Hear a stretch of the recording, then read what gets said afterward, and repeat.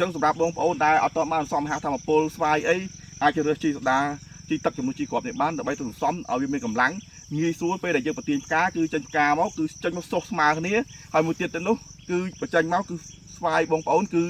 មានភាពតោងផ្កាវែងល្អ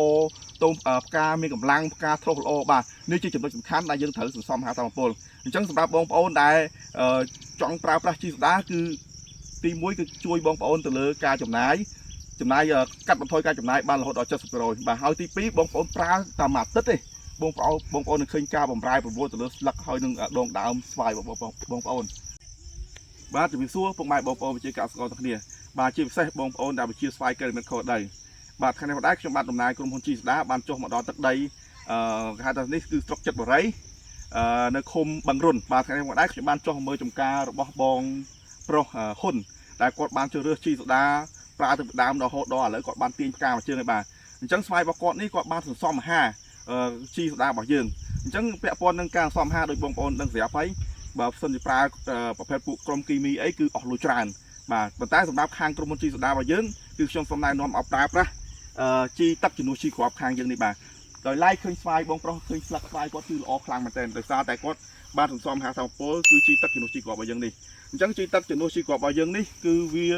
ឯកទេសទៅលើចាក់គល់ក៏បានបាញ់សន្សំអាហារទៅលើស្លឹកក៏បានអញ្ចឹងវាមានសារធាតុរហូតដល់លើសពី16មុខទៀតម្ដបនេះបាទអញ្ចឹង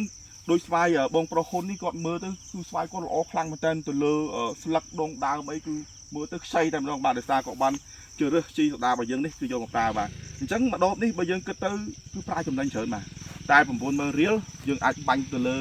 ស្វាយរបស់គាត់បានសឹងថា3ហាត់ឬក៏4ហាត់បាទវគ្គសន្សំអាហារនេះគឺចំណេញខ្លាំងមែនទែនឲ្យតម្លៃអីតែ90000រៀលបាទអញ្ចឹងសម្រាប់បងប្អូនដែលអត់តបានសន្សំអាហារថាមពលស្វាយអីអាចជ្រើសរើសជីសូដាជីទឹកជំនួសជីគ្រាប់នេះបានដើម្បីទៅសន្សំឲ្យវាមានកម្លាំងងាយស្រួលពេលដែលយើងប្រទាញផ្កាគឺចេញផ្កាមកគឺចេញមកសុះស្មើគ្នាហើយមួយទៀតទៅនោះគឺបញ្ចេញមកគឺស្វាយបងប្អូនគឺមានភាពតោងផ្កាវែងល្អតោងផ្កាមានកម្លាំងផ្កាធ្លុះល្អបាទនេះជាចំណុចសំខាន់ដែលយើងត្រូវសន្សំអាហារថាមពលអញ្ចឹងសម្រាប់បងប្អូនដែលចង់ប្រើប្រាស់ជីសូដាគឺទី1គឺជួយបងប្អូនទៅលើការចំណាយកាត់បន្ថយការចំណាយបានរហូតដល់ 70% បាទហើយទី2បងប្អូនប្រើតាមមួយអាទិត្យទេបងប្អូននឹងឃើញការបម្រែប្រមូលទៅលើស្លឹកហើយនឹងដងដើមស្វាយបង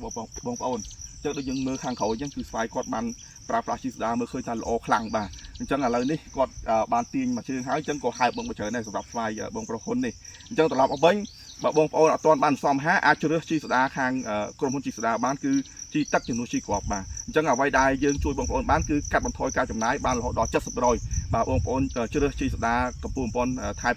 កម្ពុជាជីគុលជីថាជីទឹកជំនួសជីគ្រាប់យកទៅប្រើទៅលើស្វាយសន្សំអាហារតាមពលគឺចំណេញច្រើនបាទជាចុងក្រោយសូមអរគុណបងប្អូនវិជាកសិករទាំងគ្នាបានតាមដានមើលវីដេអូមួយនេះបាទ